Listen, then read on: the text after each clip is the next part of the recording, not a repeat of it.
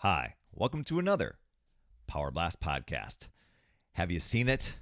It's been number one on Netflix for weeks. I'm talking about the show Down to Earth with Zac Efron, and it's incredible and worth getting a Netflix subscription just for that show. But if you haven't, you're going to learn tons on this podcast, as I have the co-host of that show as my special guest, superfood hunter Darin Olien. And we're going to peel back the curtain on that show. Plus, we're going to talk about different things like water, superfoods, organic labeling, and a whole lot more.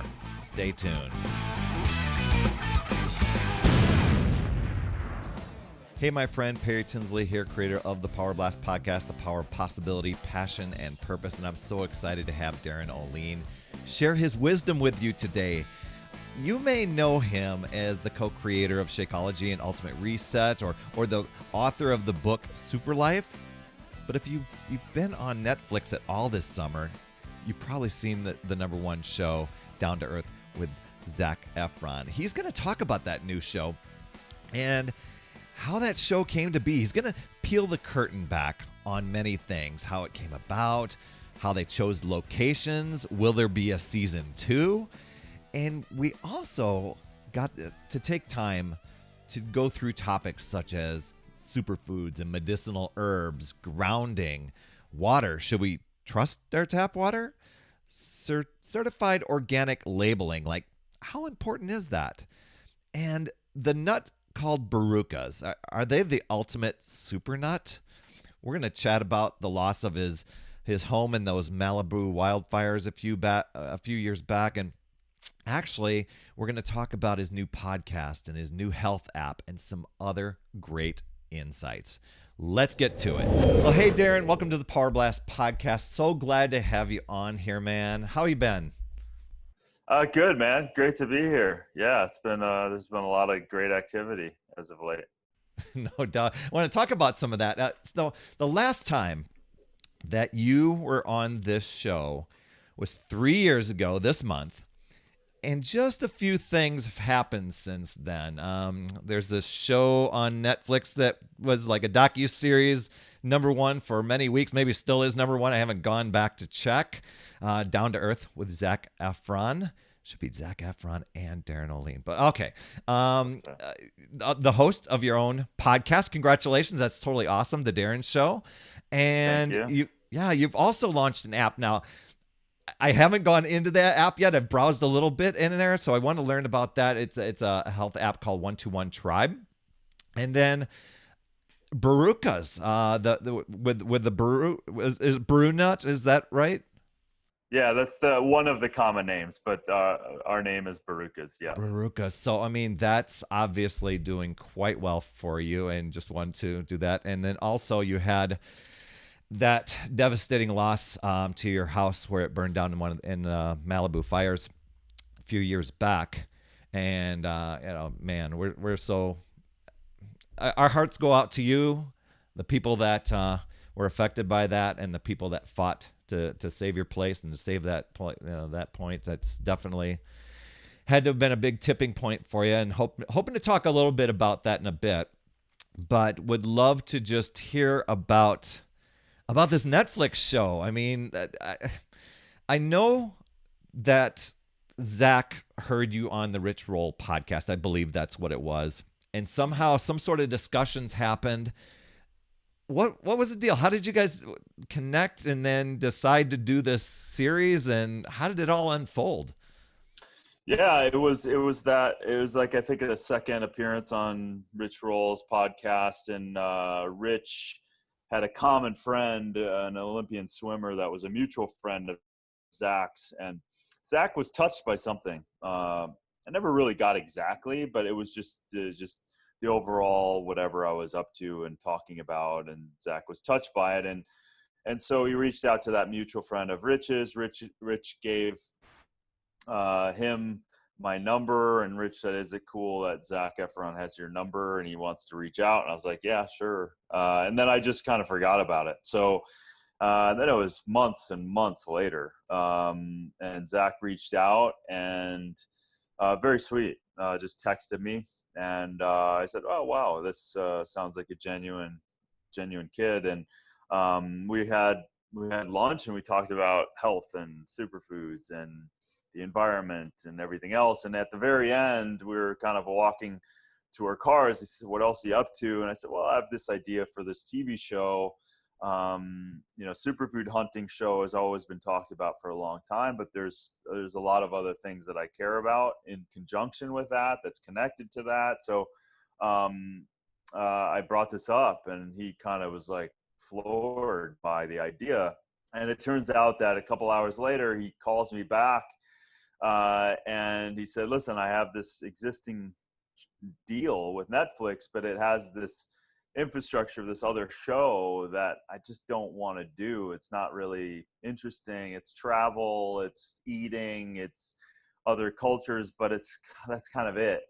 And so he talked to the team, the production team, and he said, hey, I will have this guy who's kind of dedicated his life to this stuff, and he's got this idea.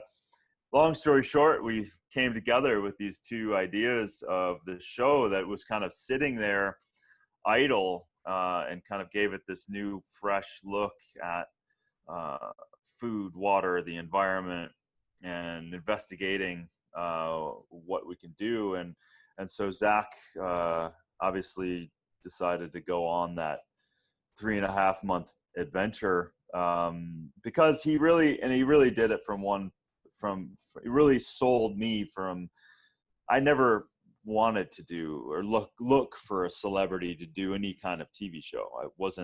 That wasn't interesting to me, because I didn't need to do a show that bad to think that I needed to align with this a superstar. But Zac said one thing that was very critical, and that was, listen, I have this audience. I don't really promote anything. I just got this fame, and I want to do something. I want to do it for the good, and raise awareness. And I was like, okay. And then, we spent a lot of time together and a lot of discussions, and it wasn't just like a snap of a finger. It was a lot of kind of understanding each other and spending time to each other, and the whole teams of people, and understanding what we wanted to do. And luckily, it all turned out. And and it was never a show per se.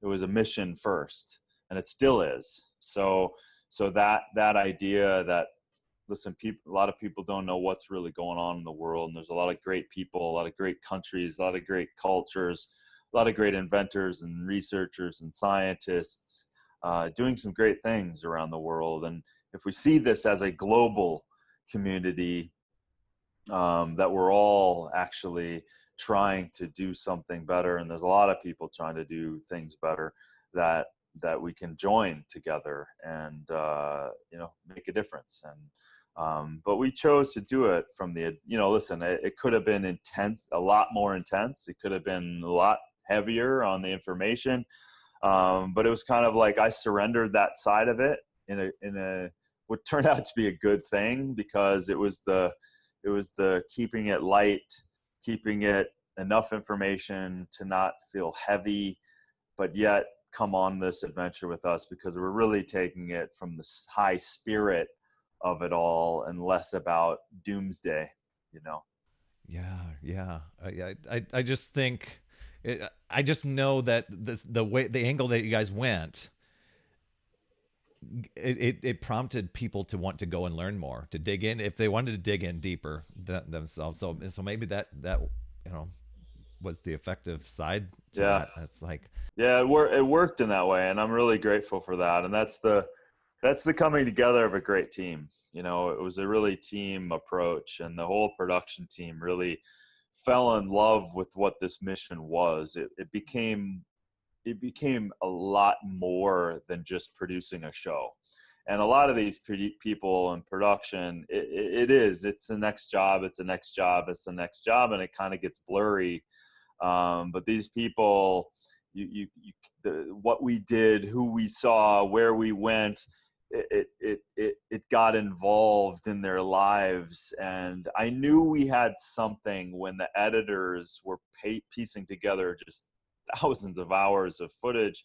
I knew we had something when they were texting me saying, hey, I'm changing this in my life. I'm changing this in my life. I'm changing my water. I'm changing my food. I'm changing the way I'm looking at I knew that something was being transmitted when the actual editors that were scouring through the footage, their lives were like being transformed just by the exposure to the footage.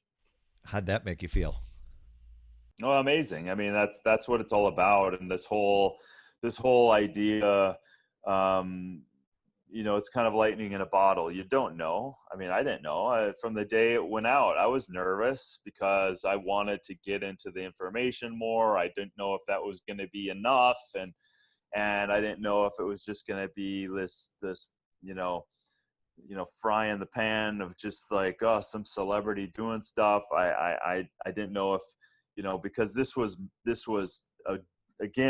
mission in every cell of my body. And that was different than everyone else's. Now they may have taken that on, later in a certain way that they could. But for me, I felt vulnerable, extremely vulnerable, dedicating my life to many of these topics. I didn't know it was going to work. And so to see that it worked and to experience people and to hearing the thousands of messages of real impact, and the thing that was and is the most beautiful is that it's reaching over the aisle of the people that aren't in this space and they aren't necessarily aware of some of these things. So it grabbed a group of people from 9 years old to 70, right? And everything in between of, wow, I'm touched, I'm inspired, I'm emotional, I am excited, I'm learning. That to me was, just like anything in my career, being able to touch someone's life, improve someone's life potentially, and give a spark of inspiration. That's like the greatest gift ever. Yeah, you have a gift for taking these really in-depth things and simplifying them. You wrote a book a few years ago, Super Life. What is it? The 5 fixes that will keep you what is it? Eternally healthy, fit, and eternally awesome. Eternally awesome. Yeah. Yeah. I mean, so going through those things, a lot of stuff, it could really get deep into things, but it makes you just want to take on it and look at things a little bit differently. And I love that this show was simplified but very deep. I mean, it was just like, wow, we had no clue. And that was one other thing. How did you choose the locations, or is this something that was already in your head? Like, I'd like to visit these places, or are there other places that you were like, oh my gosh, there's 15 other places in the world we would have loved to go, and they just didn't have enough episodes, or how? Of course, yeah. There's a million different reasons. For example, so it was topic first. So it was what do we want to look into? And so when I had sketched out this idea before Zac and I even talked, that there were certain things that I wanted to get into. Obviously, food systems, supplements, medicinal plants, water, longevity, pollution, solution, like that whole thing. And then there were certain things that kind of evolved through our team diving into things. But for example, like I knew that I wanted to touch on the blue zones and longevity. I knew that. And originally I was wanting to go to Okinawa because Okinawa was one of the longest standing known longevity centers in the world. But it was too hard there was some filming restrictions and everything else. And we wanted to go to potentially Brazil. But so there was a lot of, and then Iceland we actually had another episode that was going to be in the States. and demonstrating some clean energy technologies through some friends of mine, but they weren't quite up to speed. The technology wasn't quite there, so it was a little early. So we kind of had to scrap that at the last minute. And Iceland was a very spontaneous trip. There obviously the uniqueness of it. Scandinavia in general, there was a lot of talk around. We wanted to go to Scandinavia because certainly Scandinavia and Norway and Iceland, these people are generating a lot of attention around doubling down on their own clean energy, and are very good at it. Obviously, Iceland was kind of this mecca of sitting on this geothermal power, unlike almost any other place in the world. Trippy. Yeah, so we got to go there.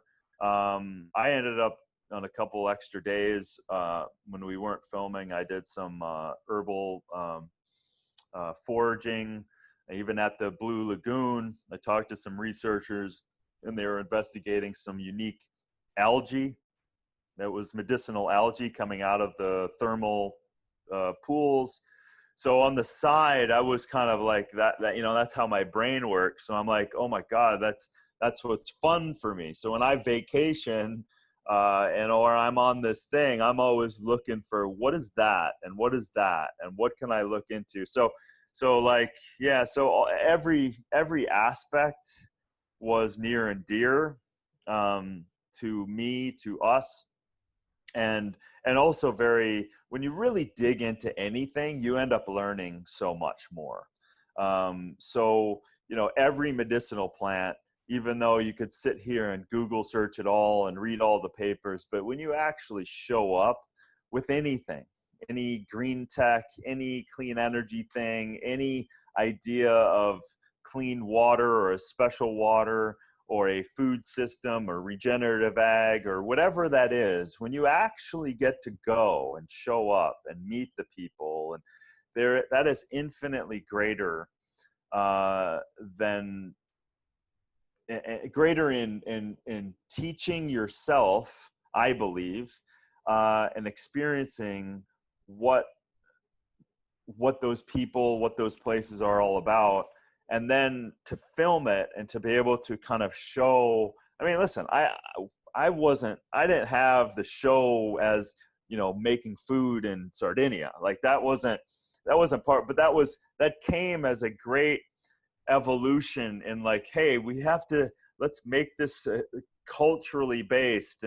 And so these were aspects that through the investigation of this complete story and of these incredible people and culture and longevity, this is equally as important, because community is one of the most powerful longevity principles.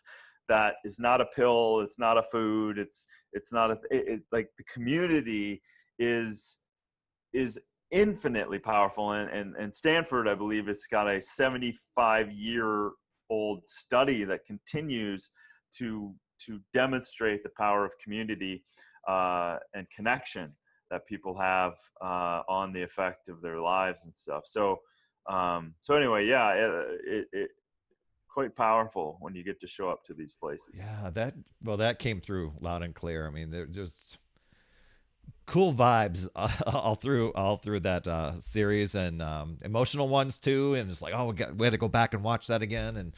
And so you were talking a little bit about the algae thing, and I don't mean to deviate from the show, but it just popped in my head.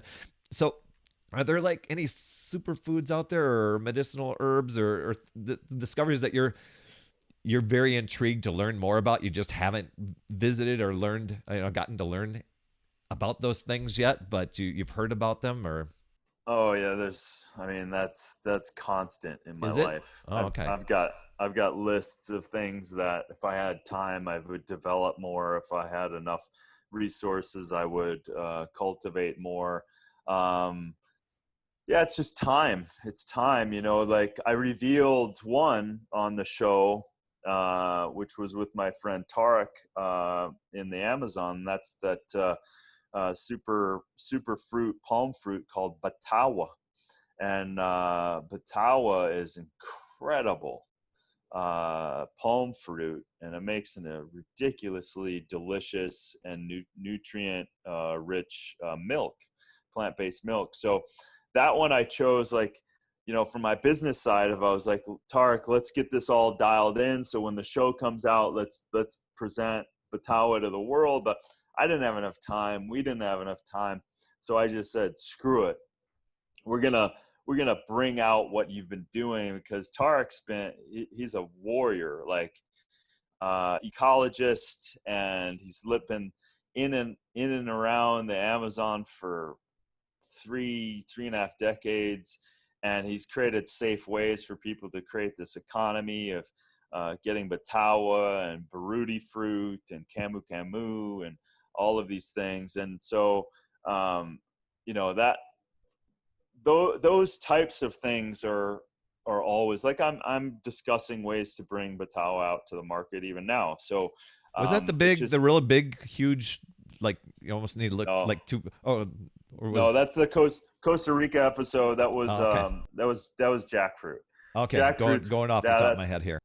Yeah, so jackfruit's the biggest fruit in the world. You cut that down, a whole village can live on that for basically a couple days. But that one, you can get that dried right now and get it on Amazon. So there's some good companies you can dry that and have dry jackfruit. But this one was a fairly kind of, fits in your palm. The real tart, where he had tried it and it was really tart right away, or something. That's even different too. That was the Camu Camu. So that's the vitamin C. My gosh.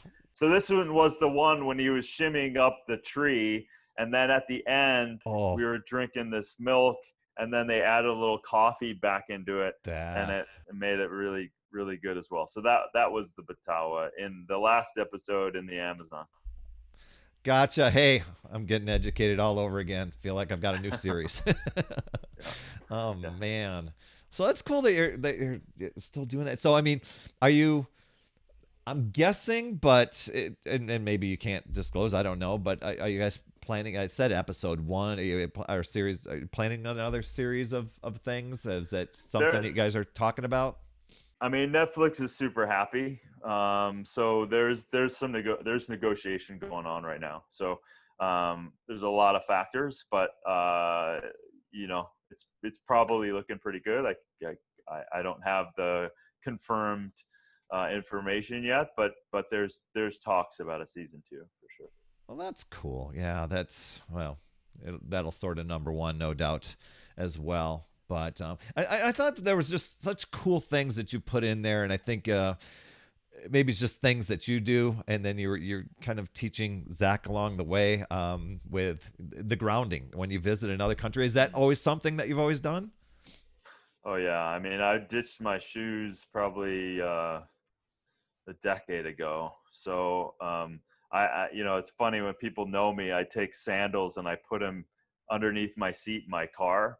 And so when I have to go into a grocery store, I put my sandals on, but largely I'm running around without shoes on all the time and getting outside. And I mean, yeah, I cut my feet up quite a bit too, but there's safe ways to do that. But yeah, I mean, balance, there's some very powerful things we can do.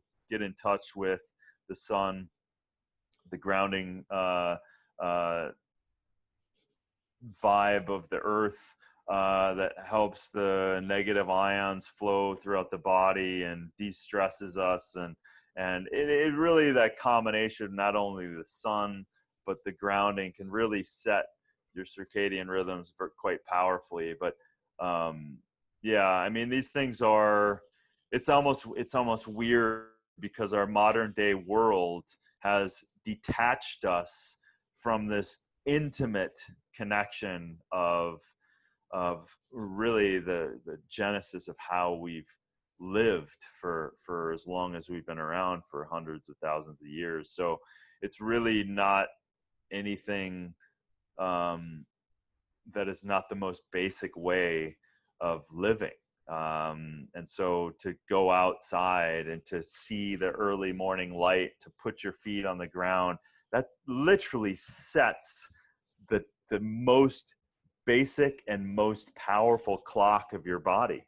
And the light going through your eyes kicks into the pituitary, sets the melatonin correctly. So, you wake up and get a rush of adrenaline and serotonin to start the day. And then at the end of the day, seeing that change of light, and the body's shifting. And once that sun goes down, the melatonin kicks in. But if you're off and if you're not getting exposed to the elements like that, you'll have a hard time sleeping. Some of the easiest things you can do to improve your sleeping is get outside, put your feet on the ground, and see the normal light. And also, wear blue blocking glasses. So these are blue blocking glasses. So staring at computers all day is not natural, certainly is not natural at night.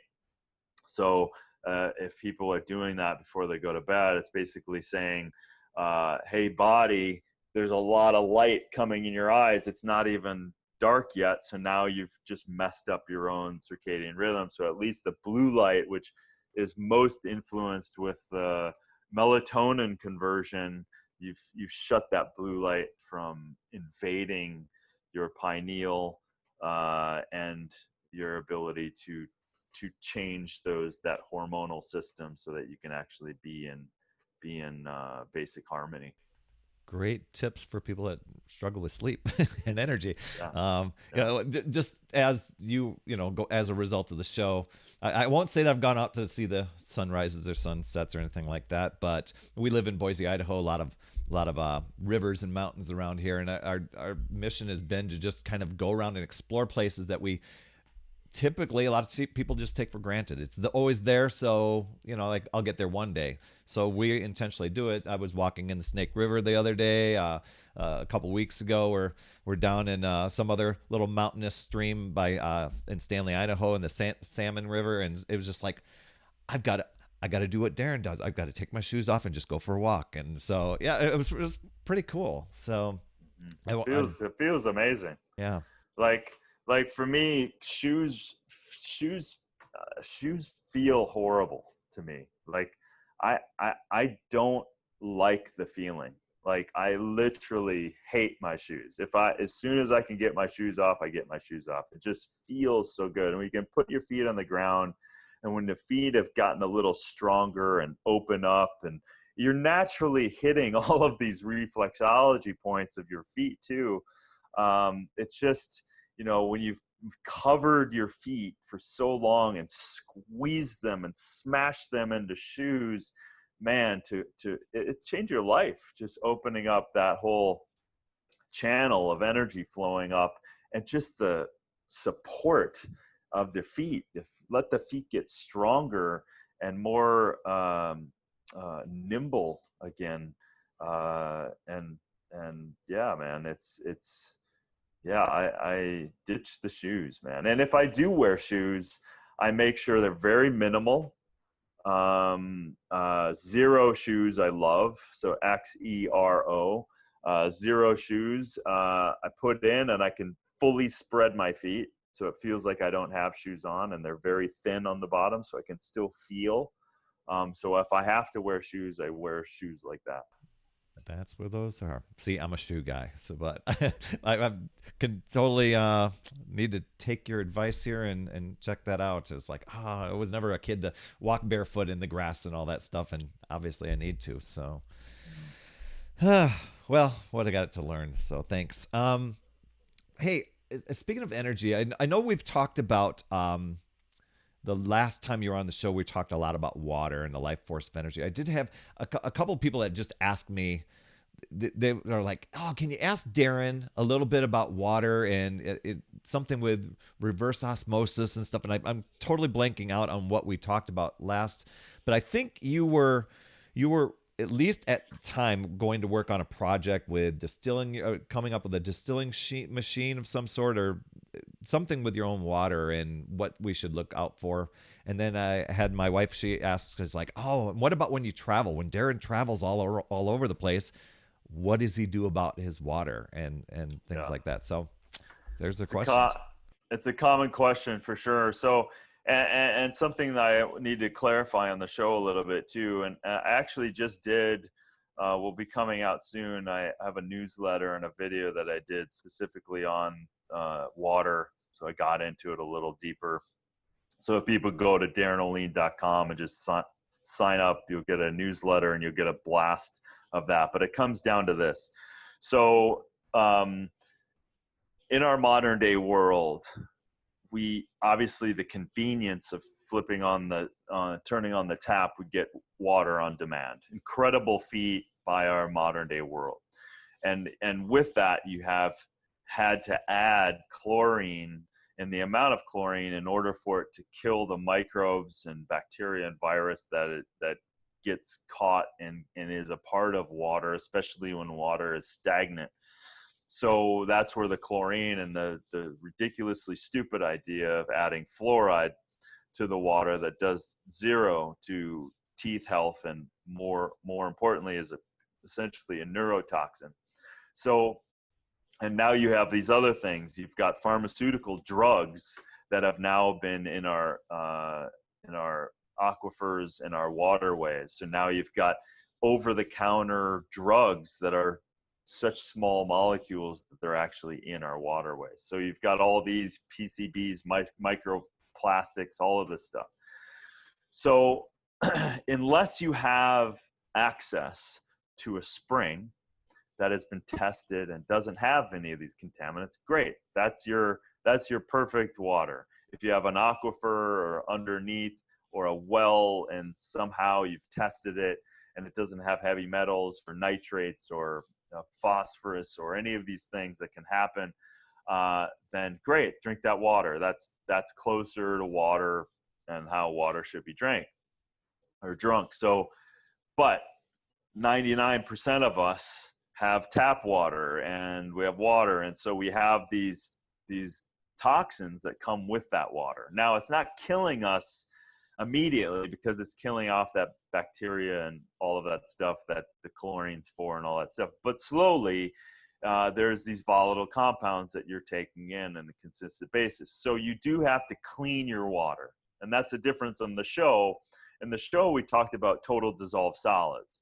And so from a mineral perspective, so you can have high TDS, total dissolved solids, from a mineral perspective, from a natural source, and that's great. But you don't want to always drink super high total dissolved solids of minerals. You want that to be a small amount, but you definitely want minerals in your water.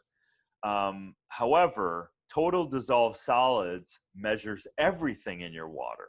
So even your tap is now, with all of those things I mentioned, the toxins are contributing to your overall number of total dissolved solids. So you're getting the minerals and you're getting this junk. So now you might have tap water that has a high TDS reading, but a lot of it can be junk and volatile compounds. So you must, from my perspective, unless you have these spring water and access and all of that stuff, you must clean your water and strip it of all of that volatile compounds. That's dangerous from my perspective. So cleaning your water through distillation, easy to do, evaporates and it recondenses and doesn't allow that junk to come with it, or an RO system. An RO system is a micron size that doesn't allow all of that stuff to come with it and filters it and presses it through this filter, not allowing this large amounts of these TDS to come with it. So the important thing with that water is adding the electrolytes back to it. You don't want to drink that water on its own, even though it's clean and purified. I believe in clean and purified, but you have to restructure it again. You have to build it back up. So adding a pinch of unrefined crystal salt or Himalayan crystal salt, a pinch per glass, a half a teaspoon per gallon, that's plenty. And now that allows for electrical conduction, allows for osmotic flow back and forth between the cellular membrane to get hydrated on a cellular level.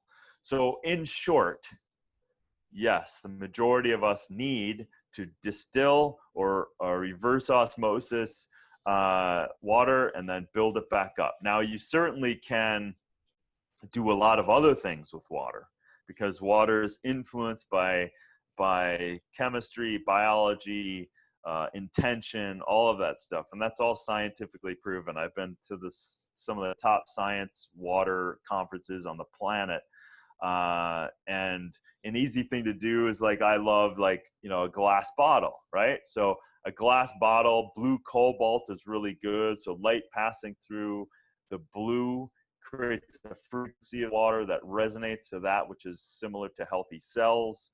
And then, of course, you can have love ingrained or written on the bottle that helps the energetic aspect of the water. And then you're not dealing with plastics and stuff like that. So, and that's a whole nother thing that I've talked about a lot.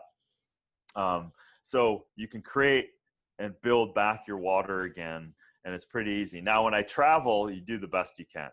I bring my glass bottles with me. Obviously, they're empty when I come through in the airport, but then I'll get like a Fiji or a Smart Water, literally dump it out into my glass bottle. I'll even add my crystal salt that I bring with me to it. I'll shake it up. I'll let it be in that glass bottle, and I'm doing the best I can. And then when I get to a destination, if it's international, I'll try to find the best water I can and just buy a day's worth, week's worth. Again, I'll put it into my glass bottle and do the best I can there. So that's in a nutshell what I do with water. Okay, well that's pretty cool. I think that'll be helpful for a few people that are just like, okay, I need Darin to address the water thing again. So I'm glad I asked, because yeah, I thought it was intriguing. Hillary and I were a while back, we're watching how certain vibrations came from words that you can put onto your bottles and containers, and other things that would negatively impact the water. And they were just doing I forget how they were showing the video and the contrast of what the water's molecules looked like, or the whatever was happening. But it was, yeah, that's the work of Dr. Emoto before he passed away, and he realized that, as any water scientist, some of the top in the world, by the way, some of these top scientists in the world, once they start looking at this entity of water, they realize that it's influenced on a quantum level, it's influenced on a biological level, it's influenced on a chemical level, and it's influenced through emotions, right? And that's kind of the same thing as quantum. So the crazy thing is, they realized that the molecules are structuring themselves based on the influence.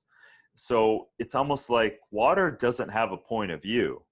It's what's impressed in it and around it and on it that changes the molecular structure. So if you put love or gratitude or kindness written on your bottle or whatever, then the actual geometry of the molecular structure will change and harmonize with that vibration, that frequency of those words. And what Emoto did was he took he put that on a vial, and then he through electron microscope took pictures of when he froze the water, something like that, where he was able to capture that picture, and he saw that the disharmony, that there was actually no harmony in negative words, anger, fear, whatever. There was no on the basic level, there was no molecular structure to it. So then you're taking in that water that actually has physical properties that have been disharmonized from those words. So then and this is a huge rabbit hole, but think about that implication. If we are 70% water, our central nervous system is 90% water, our blood is essentially 99% water, what do you think's happening if we're in shame, fear, anger, judgment of ourselves? You're actually literally influencing the structure of your body. Now that's a deep, deep idea. But when you have a room full, for me, when I have a room full of scientists that I've heard probably 80 to 100 hours of research on that are talking about many different aspects of what I just shared, you just come to realize that this entity of water is infinitely more than just two hydrogen molecules and a stabilized oxygen molecule. It's a whole kind of entity. Yeah, you bring up a good point. Wow, geez, lot to think about there. But you were talking about the distilled water and the sea salt. Hillary and I are starting Ultimate Reset in like literally 2 weeks, and so I'm wondering, maybe I'll get a cobalt bottle, and that's where my distilled water goes with my pinch, and just even charge it up even more. So very, very cool. Speaking of that, when it comes to supplements, people ask, does Darin take multivitamins? Does he just eat whole foods? What is it that Darin does? What would Darin do? Well, I mean, number one, yeah, I eat plants and food. That's number one. But I also, in this modern world, our foods aren't the same. And now growing our own food, getting organic, biodynamic, permacultured food, whatever you want, is a great choice. And at the same time, we're under stress. Through decades of living, it can easily have one nutrient could be depleted and you don't even know it. So I'm a big fan of getting your nutritionals tested, blood panels tested to see where you're at, to see if you're missing anything, because that's really then a responsible thing to do to make sure that you're not off of anything. And at the same time, so I do that on a probably every year and a half, I get my blood panel done to see how my nutritional panel is doing, and then I adjust accordingly. But the cornerstone, I don't worry about it much because I'm eating some of the greatest foods in the world. I'm eating fresh.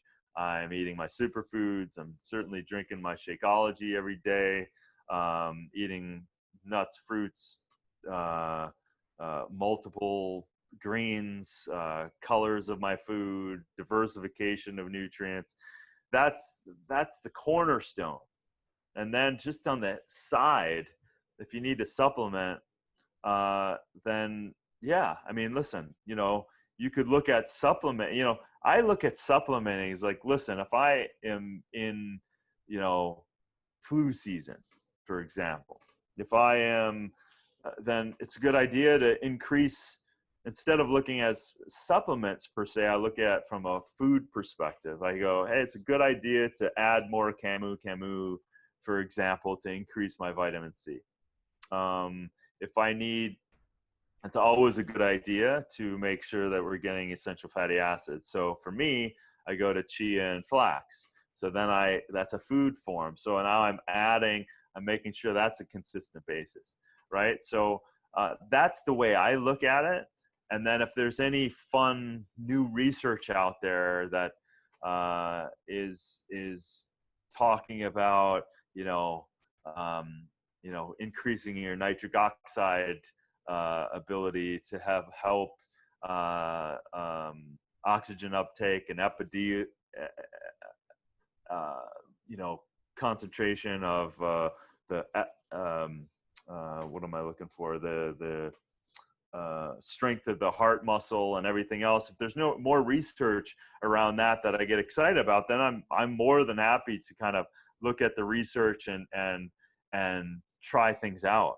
But I'm not doing it out of necessarily I'm in lack of something. I'm doing it as of okay, I believe in the research. I like the source of the materials. I know or I've become familiar with the researcher.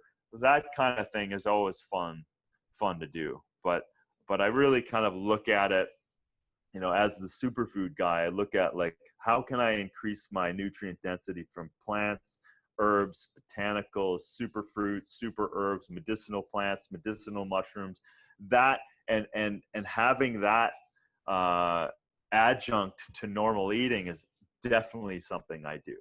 So huge amounts of turmeric, even like I had a huge bowl of fruit today and I put cinnamon on it. And cinnamon's great for several things. So, you know, it's things like that. And I had a huge salad yesterday and I had this fresh thing of cilantro, and cilantro is just a great chelator, right? So if there's along the world, if there's any way that I'm accumulating heavy metals from the air, from the water, from the food I've been consuming, then cilantro is a great chelator. So anyway, that's how I look at it. Well, that's pretty. I mean, that's awesome. I can imagine. I'm sure that you're very in tune to your body when you get something that it's like, oh my gosh, I'm getting a charge from this, or you know, it makes me feel a certain way. So that's totally cool. Yeah, and I'm a big fan of just stopping too. So just doing, you know, intermittent fasting or complete water fast and just stopping. If you feel like you're lethargic in your digestion, then, you know, for me, I just go, okay, stopping. I'm backing off. I'm just letting myself calm down and let my body regenerate that way. There's a lot of power in fasting. But that's a whole nother episode number 5 of this podcast. My friend Milan said something where I'm actually going to just read the question that she had asked. Was consumers have come to have confidence in the organic certification as a symbol of quality, purity, and safety. She wanted to know, how do you explain the benefit of sourcing whole food nutrients from growers around the world who are not certified organic? That's easy. You test it. You know, because listen, organic certification is built so that as a company, you can look at the certification. The certification is basically trying to give you a safety measure that it's created to put in place so that you don't have to end up in that country and testing everything that certification is doing. But if you have the ability and the bandwidth to do even that testing and more testing for a farmer, for the production, for the processing, and for the actual ingredients, you don't have to get it organically certified.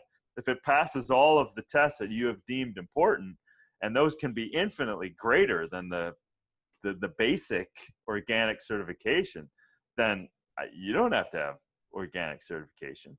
This is just a convenient thing that a lot of people can line up with, and then organic certs are doing the work for you.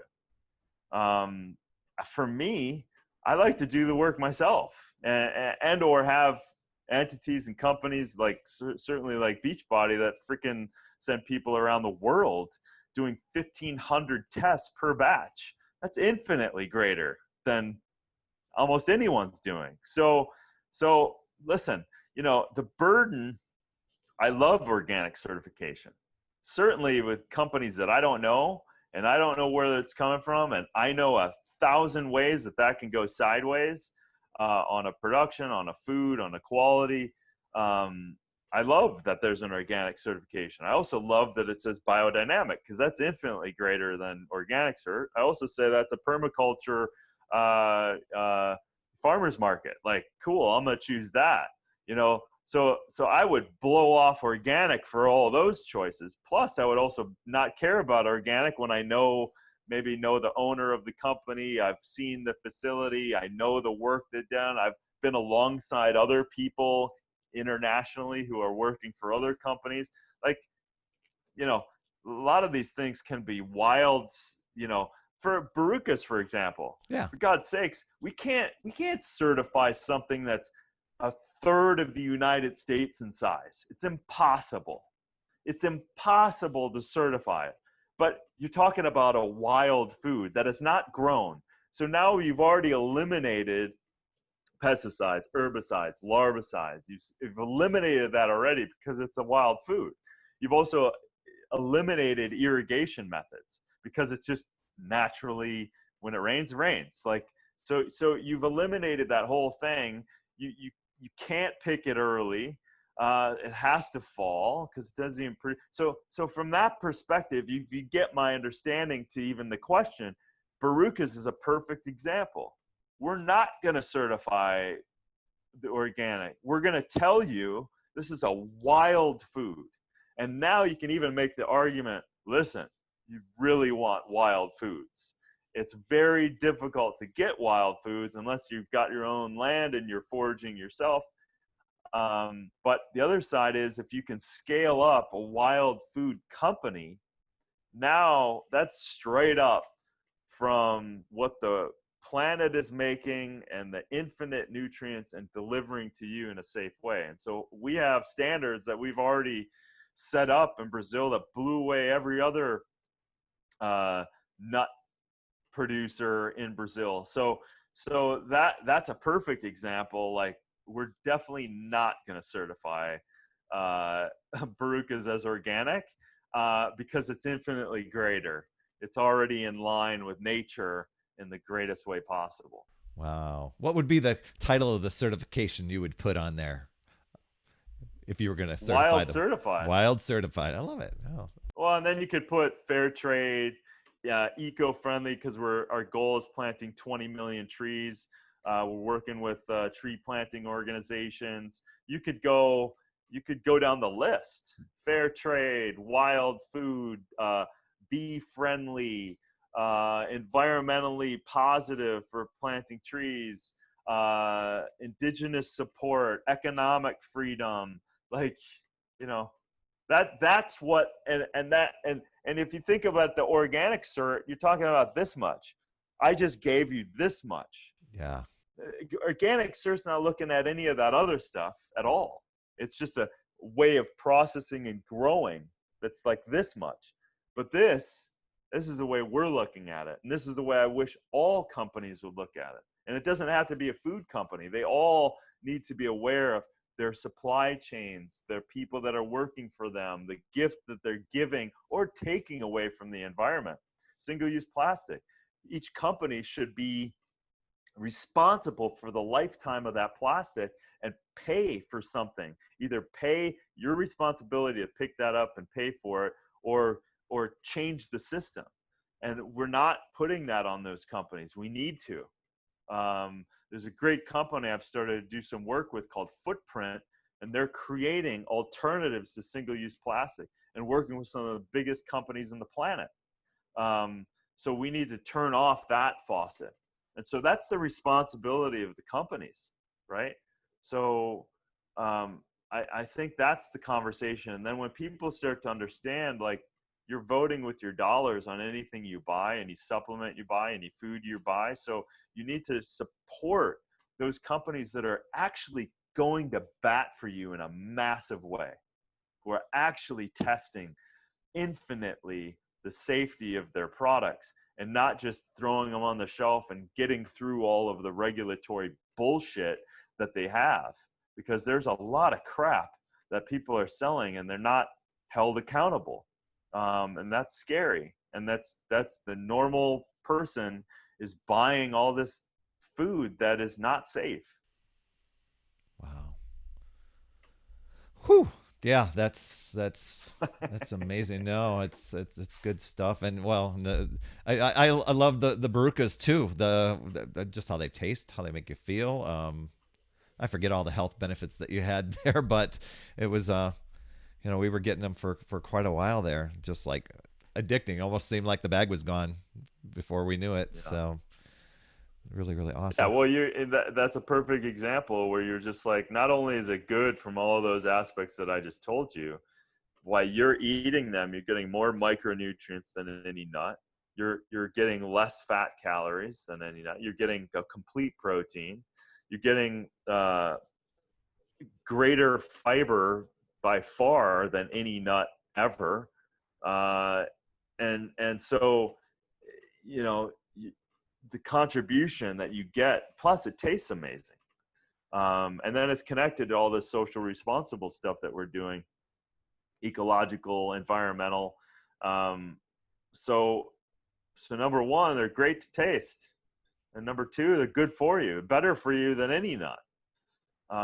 And then they're connected to a lot of great things that we're doing in the world. So this is where we have to go. We have to stop this other shit that we're doing with, I can't afford this, I can't afford that. You can't afford not to. We got to strangle off these people that are giving you nutrient poor food, and contributing to ill health. We need to stop that economic model completely. And we have to do that by each person waking up to that fact. And yeah, if you need to spend a little more money, in that little more money, you're getting more benefit for it. You're getting more nutrients on the side of it, but then you're doubling down on your future, that your body won't break down, and then you'll have to pay for it eventually anyway. Yeah, good point. Good point. One last thing I just wanted to find out. Another few questions that came in, just our heartfelt thoughts with to you guys for, with what happened with your house burning down and all that.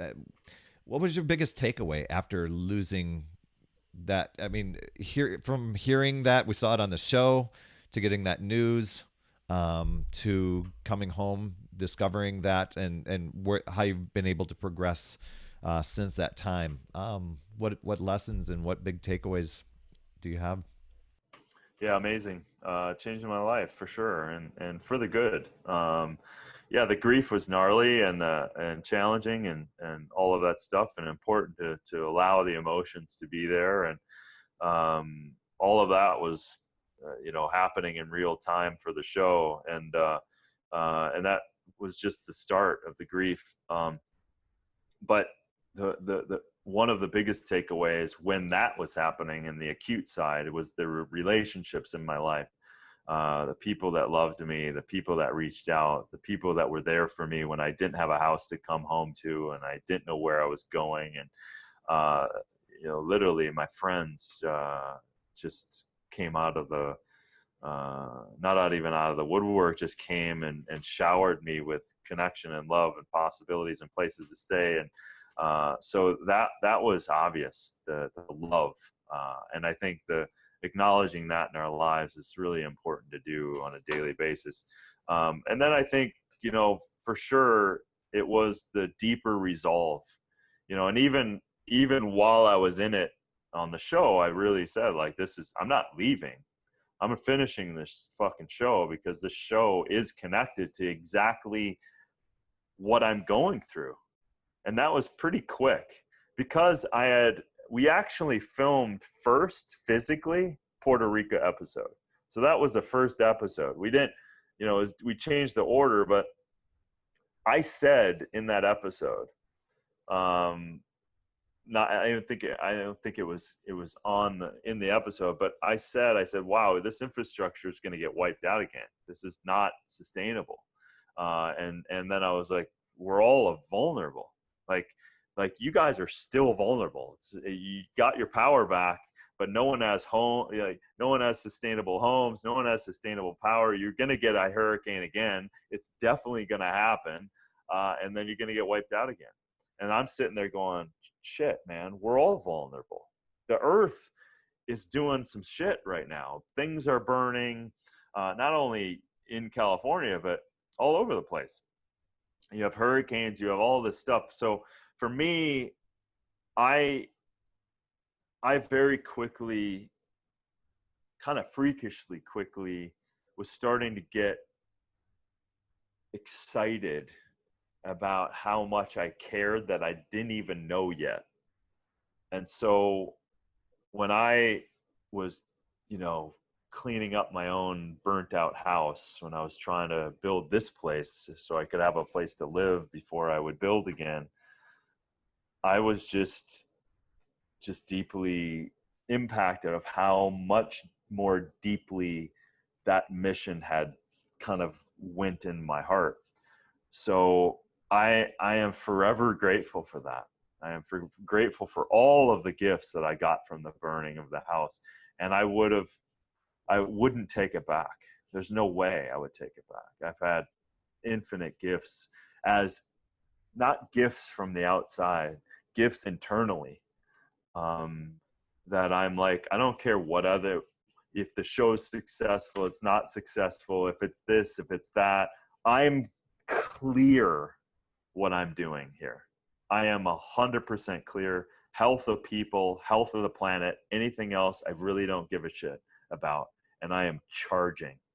And that mission that I thought I had before the show was infinitely greater after that experience.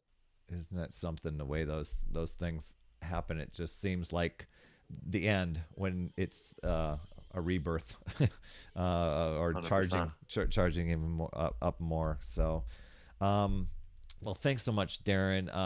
Before we go, anything that you want to say about the new podcast or the new or your 1-2-1 app?